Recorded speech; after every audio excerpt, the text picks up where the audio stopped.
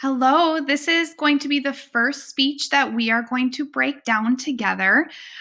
Today, we are looking at two speeches given by President FDR and the other one given by President George Bush right after our days of infamy here in the United States. The word infamy or infamous means a state of being well known for some bad qualities or deeds. So it's this idea of being famous for something that is really, really, really terrible. And so the 2 days that we're talking about, they are famous in history, but they are famous for how terrible they are.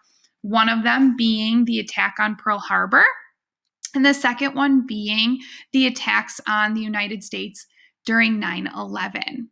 So, with our first speech here and our first day of infamy, we're going to be looking at FDR and his shorter speech that he gives.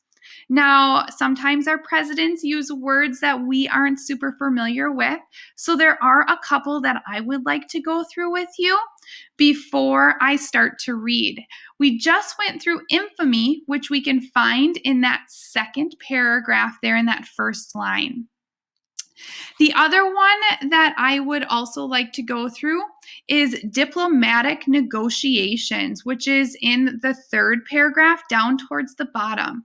We studied the word diplomacy earlier on in the school year, and that is the art of being able to negotiate with other countries, or the art of being able to talk out our disagreements before it comes to a military type of reaction to a situation. So those would be the two I would really like to start with. Now that I'm going to start reading through the speech, I am going to pause periodically to offer a little bit of commentary. So, starting with paragraph number 1. Mr. Vice President, Mr. Speaker, members of the Senate and the House of Representatives. Yesterday, December 7th, 1941, a day which will live in infamy. The United States of America was suddenly and deliberately attacked by naval and air forces of the Empire of Japan. The United States was at peace with that nation and, at the solicitation of Japan, was still in conversation with its government and its emperor looking toward the maintenance of peace in the Pacific. Indeed, 1 hour after Japanese air squadrons had commenced bombing in the American islands of Oahu, the Japanese ambassador to the United States and his colleague delivered to our Secretary of State a formal reply to a recent American message. And while this reply stated that it seemed useless to continue the existing diplomatic negotiations, it contained no threat or hint of war or of armed attack. It will be recorded that the distance from Hawaii from Japan makes it obvious that the attack was deliberately planned many days or even weeks ago. During the intervening time, the Japanese government was deliberately sought to deceive the United States by false statements and expressions of hope for continued peace. The attack yesterday on the Hawaiian Islands has caused severe damage to American naval and military forces. I regret to tell you that very many American lives have been lost. In addition, American ships have been reported torpedoed on the high seas between San Francisco and Honolulu. I'm going to pause there.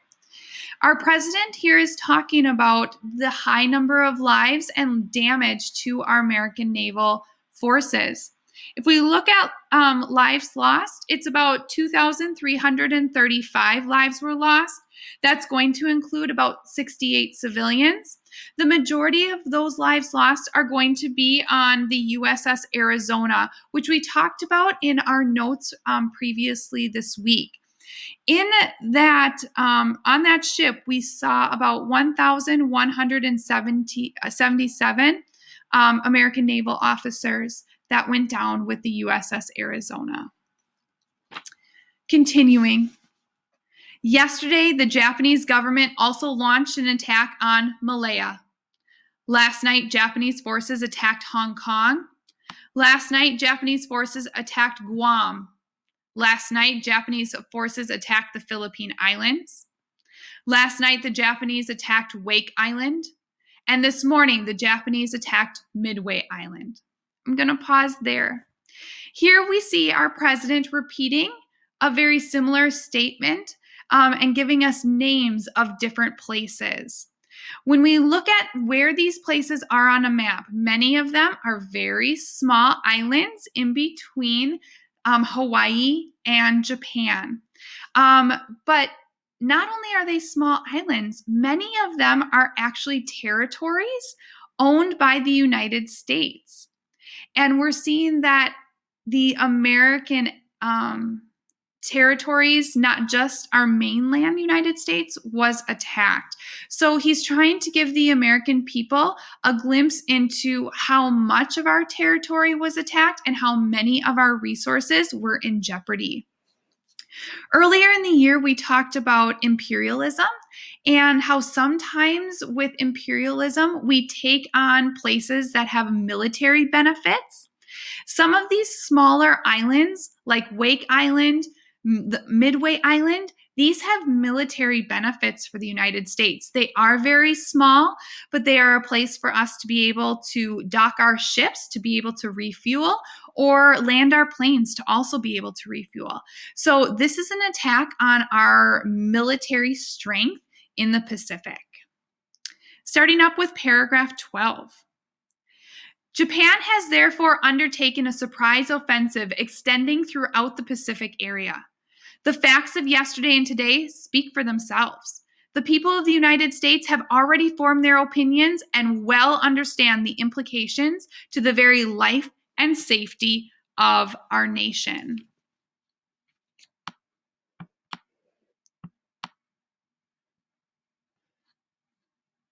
As Commander-in-Chief of the Army and Navy, I have directed that all measures be taken for our defense, that always will our whole nation remember the character of the onslaught against us. No matter how long it may take us to overcome this premeditated invasion, the American people, in their righteousness, will win through to absolute victory. I believe that I interpret the will of the Congress and of the people when I assert that we will not only defend ourselves to the uttermost, but will make it very certain that this form of treachery shall never again endanger us.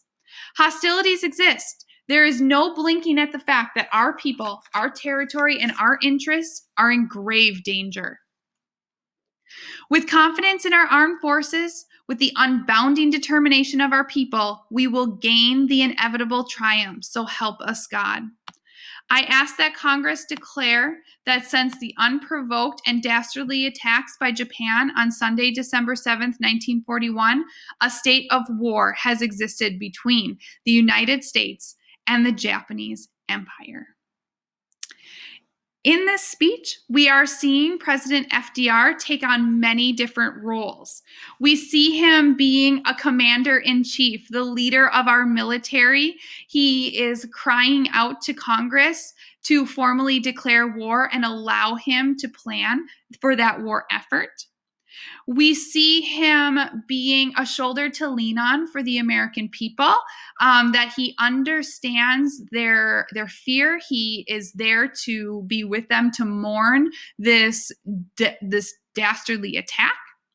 We also see him being an executive leader in the executive branch, where he is understanding the checks and balances system, where he is formally asking Congress to declare war and for them to take the steps to move forward there.